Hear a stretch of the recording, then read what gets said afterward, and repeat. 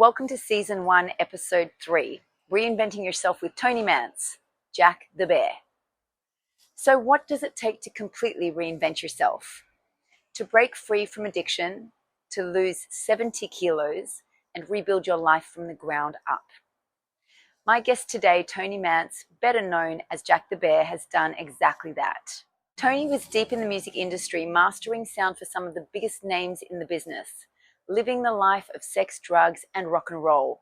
He was caught in a downward spiral, addicted to drugs and tipping the scales at 170 kilos. But in his mid to late 40s, Tony made a series of decisions that would change everything. He kicked his addiction, he shed 70 kilos, and he completely transformed his life. Now at 62, Tony is still a master of audio, but he's also a mentor, a speaker, and a man on a mission to help others make real lasting change. In this raw and real conversation, we chat about what it takes to overcome addiction, the mindset shifts that lead to transformation, and why changing your identity is the key to breaking free from old patterns. We also dive into discipline, resilience, and his passion for the carnivore lifestyle, plus the lessons that he's learned along the way that can help anyone looking to step into their best self.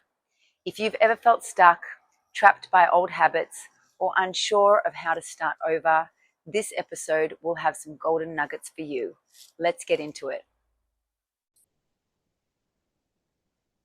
Welcome, Jack. Thank you for joining me. If you could please introduce yourself. Hello, how are you?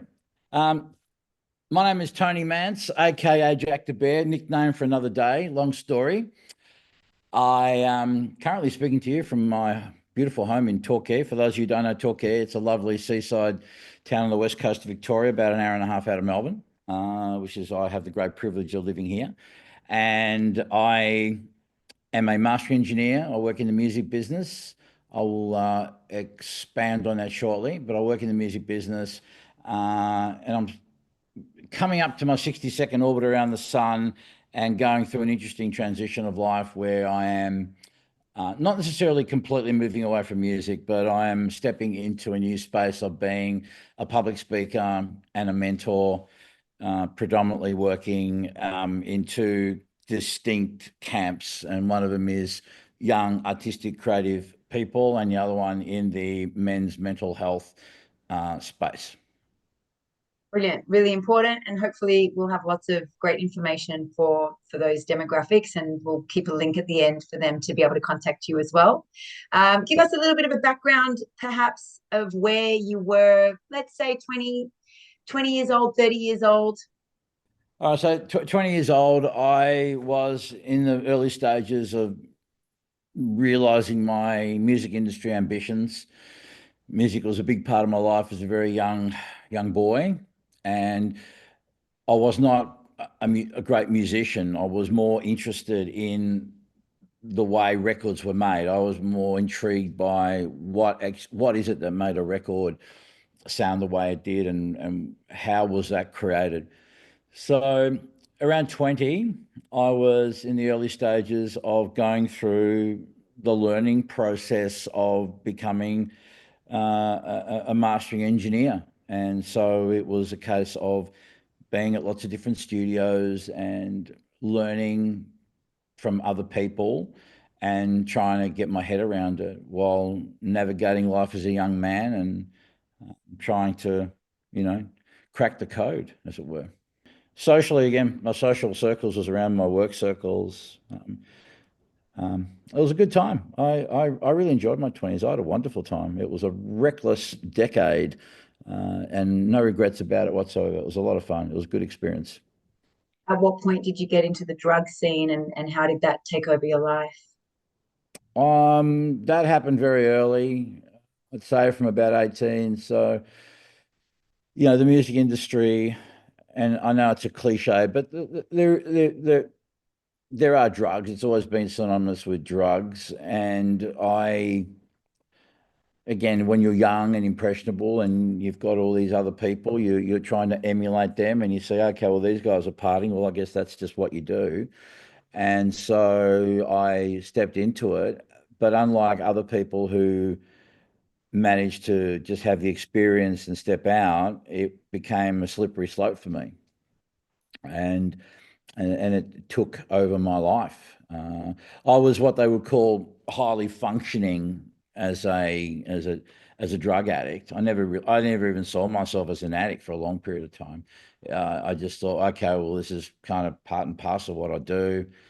Um, and yeah, it did get to a point later in life where I stopped enjoying it. But when for those who are listening and who are experiencing addiction, they'd understand that it you become hostage to it, and then it stops becoming fun, and then you do it as you function. You do it to function. The main drugs of choice for me. So it started off with weed, cannabis, and I know a lot of people refer to it as the gateway drug. I don't necessarily think it is as much of a gateway as what people say it is, but certainly, as most people usually start off with that. So we started with cannabis, and then very quickly escalated into cocaine, lots of ecstasy and pills. I was more of, again, there are people who take drugs who want more the uppers, more the stimulants. I was more of a stimulant kind of guy. And there are people that go more with the downer. So it's alcohol, it's heroin, it's opiates, it's that class of drug. I'm grateful that I never resorted to using drugs intravenously. It never appealed to me. I was afraid of it, and I'm just grateful that I never went there. But drugs became pretty much daily, maybe more on the weekends, but daily, and so much of my money was spent on them. Uh, if I'd been in America, the drugs are cheaper. I don't think I would have become bankrupt, or would have, I would have ended up homeless if I was trying to do, maintain the same usage as I did over there. And Jack, how did it affect you mentally and physically at the time? Um, I think when you're young and your body's able to recover, you don't really. Okay, so the immediate thing I notice is like the feeling you get when you take it. But in terms of if you're taking it all the time, it's a bit like a boiling frog syndrome. It's not until I took some breaks off it, or I couldn't afford any more drugs, so therefore your body starts going into you crave the drug that you want. That's not a good feeling. Your body's saying, "Why? Where is it?" And look, I guess it's no different to people who are addicted to nicotine, or who struggle, when you just suddenly shut off. And the feeling, the good feeling, if you will, was usually short lived. You get to this level where heroin heroin addicts will talk about this concept of chasing the dragon. So the first time people do heroin, it's like the most amazing, incredible experience. And then they're trying to recapture that, and they never do. And they're just trying to have more and more and more in order to recapture that initial feeling. And they never get there, despite the fact that they just keep trying and trying and trying. And it's this vicious cycle that you fall into. And this is the slippery slope that people fall down. And and cocaine, I guess, is similar kind of properties in with respect to that. Um, but it's a bit of you also over time develop an immunity to things. You need more and more and more and more, and you start to learn. As I said, I was fairly functioning. I don't think a lot of people, if they didn't know that I was taking drugs, would necessarily think that I was on drugs at the time. Addiction and self-destructive habits often become a part of a person's identity. So how did you shift from being that guy in the music scene, partying and all the stuff that you did, to being someone who values now your health, your discipline, your mentorship? What were the biggest mindset shifts that you had to make? That stuff really didn't come to a bit later. And it wasn't just a sudden, it wasn't something that's happened overnight. I think it's just something that happened over time. And the foundation of that mindset shift really started to sink in once I got a better handle on my self-esteem, which didn't really happen until much later, into my 40s. So I've always taken an interest in health and training, and not to the same degree I have been for the last 20 years, but certainly took enough interest in it. But but also I didn't really care because I did a lot of things that weren't really supportive of that, and it wasn't a very high on my list of values. So I'm losing my trail of thought here, Karen. But look, the change was a gradual change, and I think where I really started being more conscious of these things was, and if I had to pick a pivotal moment, of which there have been many, but if I had to pick one, it would have been being at 47 years of age and being in my then GP's office, and now at this time I was 170 kilos. I was still doing drugs. I was desperately unhappy with myself and with life and my marriage and decisions I'd made. And he said to me that we did some blood tests, and he just looked at them and said, I don't want to scare you, but you're probably going to walk out of here either having a heart attack or a stroke or both. And he said, look, I think he was a very intuitive doctor. And I remember he said, I think there's more going on for you. What's going on? And I remember breaking down in front of him because it was right. It wasn't just being physically broken, but being emotionally and psychologically broken, and just so gravely unhappy with my life. There was no joy in my life. And he just said, look, I don't want to scare you, but you're not going to see 50. You're not going to see your children grow up, of which I had 2 at that time. You just won't. And that was a wake-up call for me to go, right, I need to do something here. And so that's when I took a much deeper dive into understanding, okay, what do I need to do in order to get rid of the weight? What sort of life do I need to have? And concurrently working on myself in terms of understanding, okay, why is it that I'm addicted to these drugs and I'm behaving this way, and what can be done to try and turn it around. So there was a lot that needed to be considered. It was very overwhelming, but I knew that I had to do it. I just had to do it. If not for myself, which again, the correct motivation is that, but I was thinking more about my children, but that was enough for me to at least make a start and start the U-turn of my life. Yeah. Yeah. Amazing light bulb moment. And when you finally committed to making that change, what were the first steps? What were the habits or strategies that helped you to stay on track? Because it would have been a hard changes. There was quite a lot. Obviously, the first and immediate one was changing the diet and understanding that diet is the foundation to everything. And I initially started with I remember reading excerpts of a book by a guy called Tim Ferriss, a book called The 4-Hour Body, and he was an advocate for low carb. And so I just followed his protocol initially, given that he had great success with it, and just reading it made sense. And also it was something that I thought, I think I can do this. This didn't seem so difficult for me to do and so overwhelming. And while I was doing that, I was undertaking a predominantly cardio-based exercise regime. So I got myself a trainer. I got predominantly into doing more boxing, more endurance work, doing a lot of walking. I did have a dog at the time, and I started spending a lot of time walking the dog. So that I attacked the physical part of it. And while this is going on, I'm starting to take more interest in, I've always had an interest in personal development.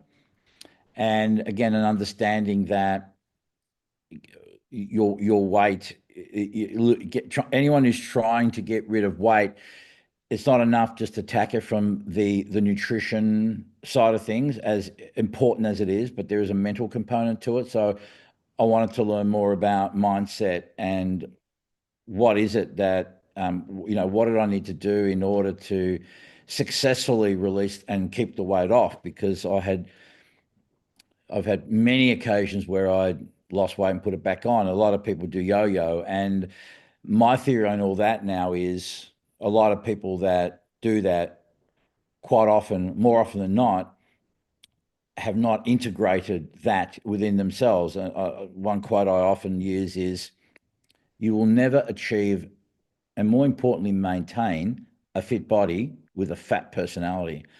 So often people will love the results of getting rid of weight, and now they can wear those jeans or wear that shirt. Women will be able to wear that dress and they look really nice in it, and they love what they're seeing, and they're happy.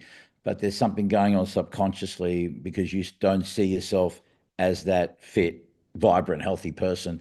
And so slowly but surely, you'll creep back into the old habits. And certainly that's what I did.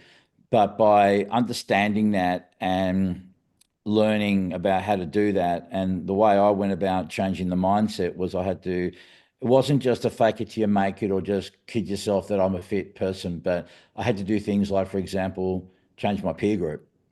I needed to be around healthy people that were living healthy lives. And because we are, as cliched as it is, we are the sum of the 4 or 5 closest people in our life. Whether you like it or not, you are going to become just like them, whether they're indulging in things that aren't healthy or they're doing healthy things. You just will. You cannot help but. It's just the way we're wired.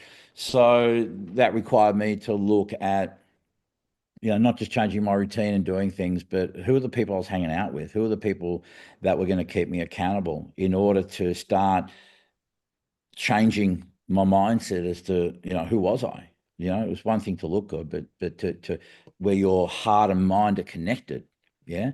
And so now you now become this new person. You adopt a new identity that is not just something you're telling yourself, but you believe it. You tell yourself, hey, I'm a fit, you know, and you feel it and you know it, and it energetically it radiates too. People feel that energy from you and know, yeah, that guy is who he says he is.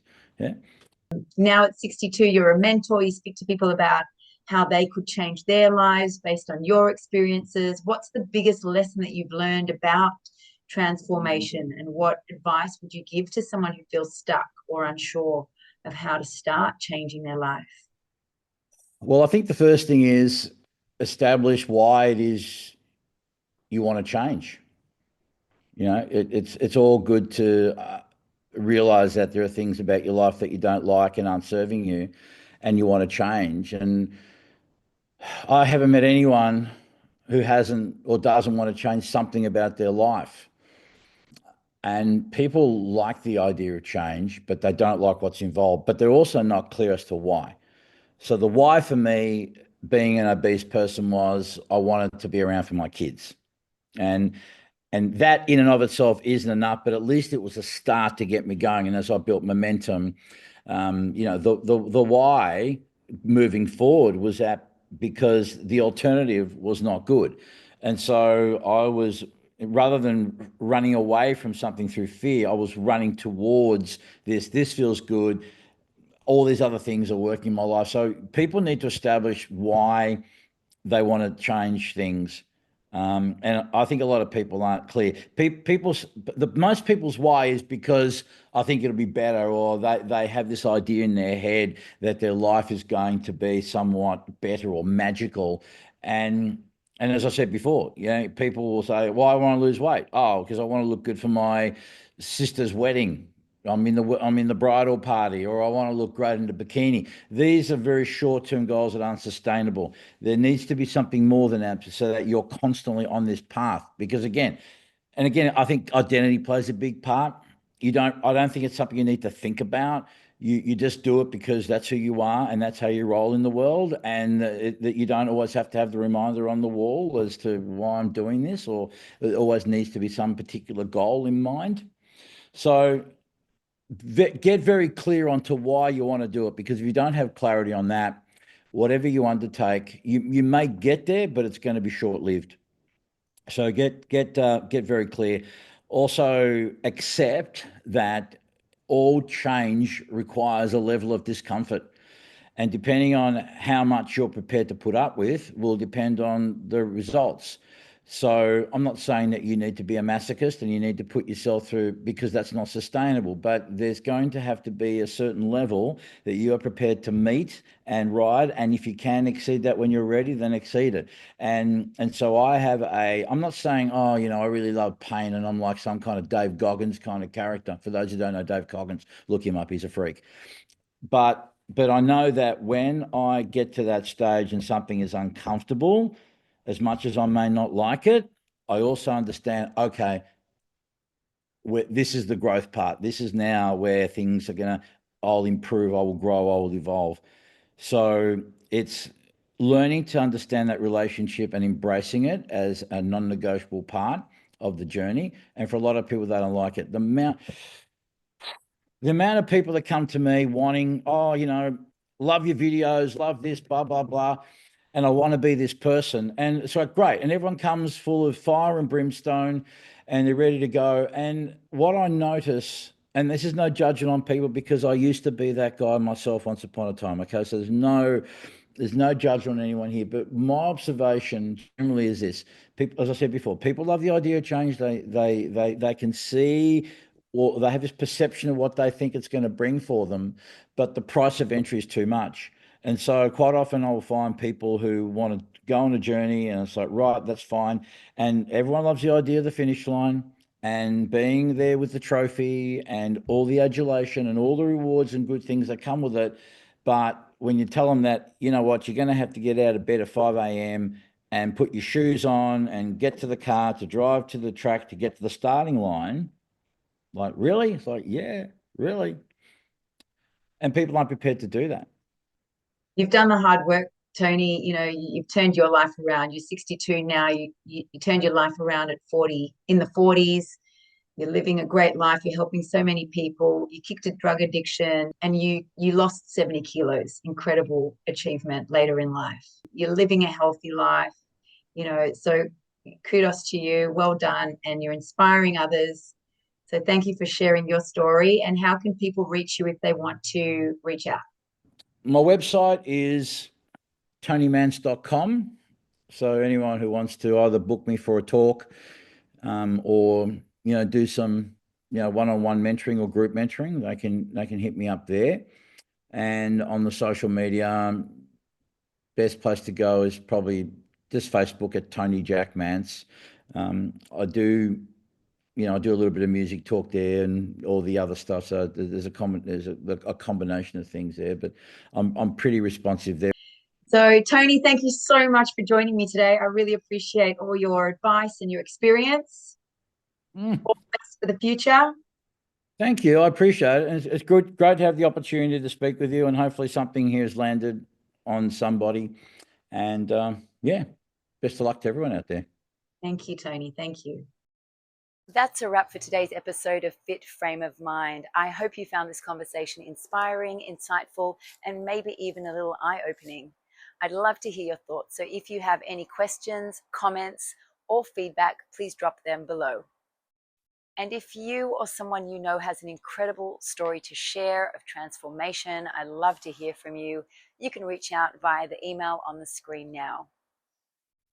Don't forget to like and follow my page for more fitness and health tips, workouts, Zumba choreography, and plenty more to keep you moving, motivated, and feeling your best. And just a quick note, this series of interviews is for information and entertainment purposes only. The stories and advice shared are based on personal experiences and should not replace professional medical, psychological, or fitness advice. Always consult a qualified expert for your individual needs. I'm Karen Green. Thank you so much for watching. Take care.